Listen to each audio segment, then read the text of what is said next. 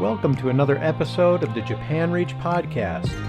Embark on an exciting journey through the heart of Japan, its vibrant culture, fascinating traditions, and the stories that make it truly extraordinary. Our team has traveled far and wide across Japan, immersing ourselves in its rich culture and connecting with its incredible people. Now we're bringing those unforgettable experiences straight to you.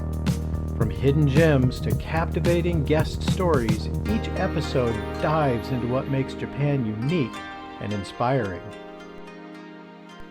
Today I'm going to do something a little different. Instead of telling you something about Japan, I'm going to tell you a very old Japanese folktale. It's a love story, yes, but one touched by tragedy. It has been told through generations and centuries, shaped and reshaped by many voices. What follows is one telling, familiar, yet never quite the same. I hope you enjoy.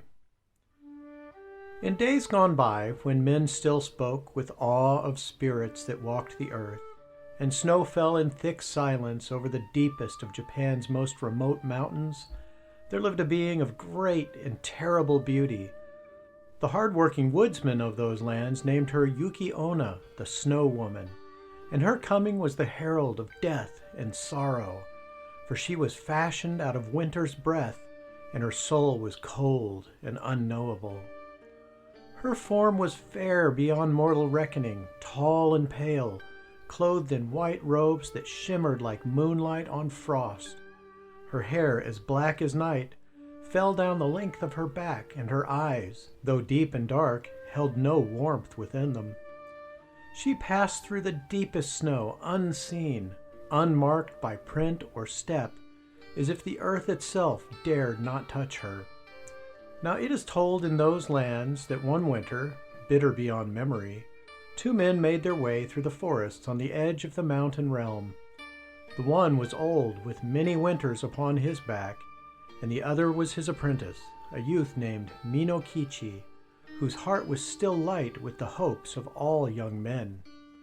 Long did they labor in the woods, felling trees and gathering wood, and when the sun failed and the wind howled with the cries of spirits, they sought shelter in a hunter's hut long abandoned to the snows. There they kindled no fire, for all was frozen, and the wind crept through the walls like a living thing.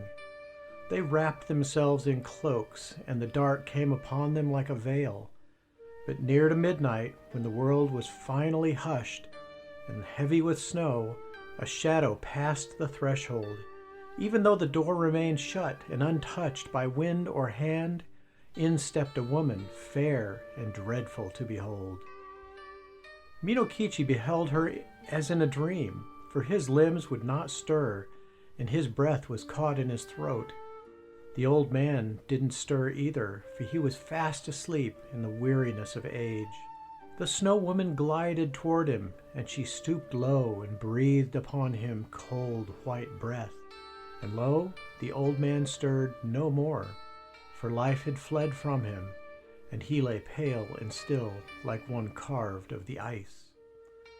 Then the spirit turned her gaze on Minokichi, and for a long moment she looked into his eyes, and whether it was pity or weariness or some unknown feeling long forgotten even to the spirits of the world, but her eyes lingered on him for what seemed like an eternity.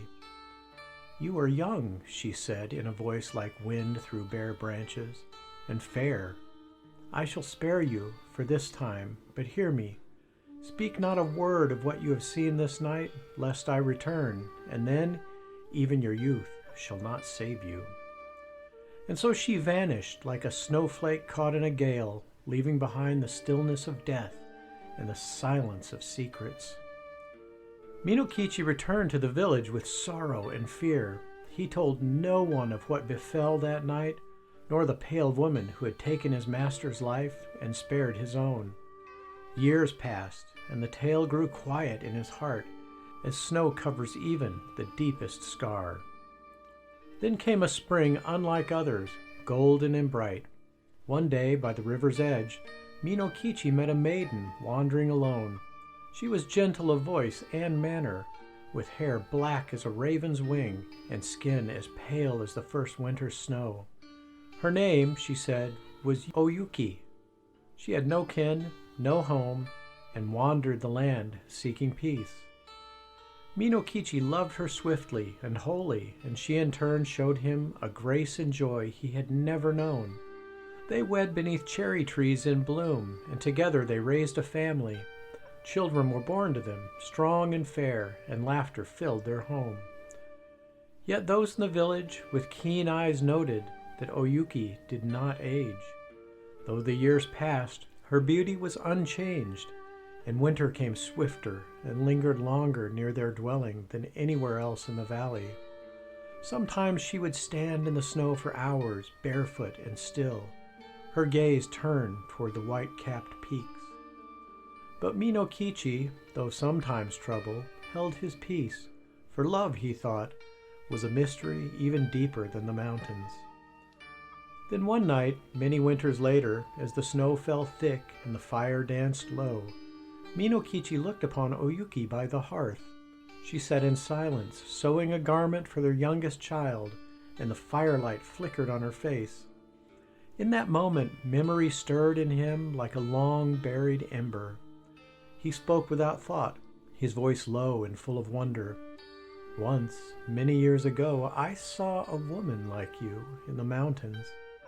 She came in a storm and took the life of my master. She spared mine, but warned me never to speak of her. As he spoke, the needle slipped from Oyuki's hand, and her face grew still. I warned you, she said, not in anger, but in sorrow deep as the ocean. And yet you have broken your word. Minokichi's heart froze within him. Oyuki, it was you? She rose then, and the fire dimmed. Her form grew faint as mist beneath the moon. I was she said. I loved you more than you will ever know. I stayed with you, bore your children, and hoped to remain forever. But I cannot remain now.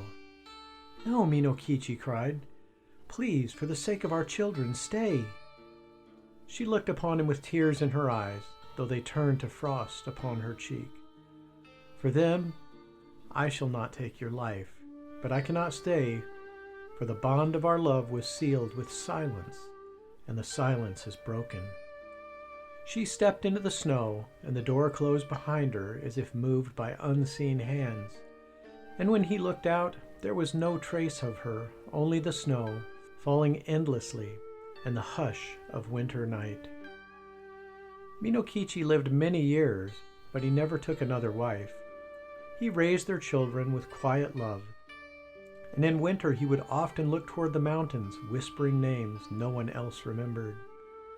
And in the stillest hours, on the deepest of snowfalls, it was whispered that a woman in white stands at the edge of the trees, watching with eyes full of sorrows as her children play in the snow.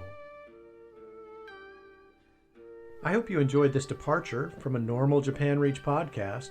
Please follow us if you enjoyed this or one of our other episodes. Comment below if you have a topic you would like us to cover. God bless and Jamata.